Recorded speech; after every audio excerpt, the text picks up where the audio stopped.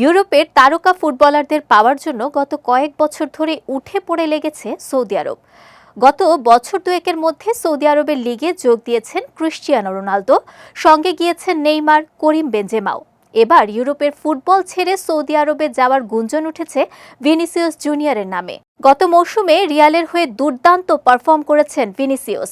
2024 সালে ব্যালন ডিওরের লড়াইয়ে ভোটে দ্বিতীয় হন এই ব্রাজিলিয়ান ফুটবলার।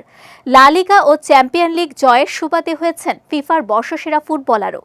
এসব কীর্তির ভিড়েই স্প্যানিশ সংবাদ মাধ্যমগুলো গত এক মাস ধরে বলছে, সৌদির ক্লাবগুলো রেকর্ড ট্রান্সফার ফিতে ভিনিকে দলে ফেরানোর প্রস্তাব দিয়েছে। সম্প্রতি এক স্ট্যাটাসে ভিনি বলেছেন, তার স্বপ্নটা অনেক বড়, ইতিহাস গড়তে চান তিনি।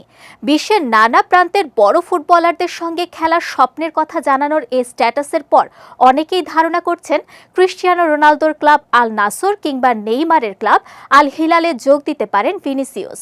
কোটি কোটি মানুষের ভালোবাসায় ফ্রিজ, টিভি এবং এসিতে দেশের 1 নম্বর ব্র্যান্ড ওয়ালটন।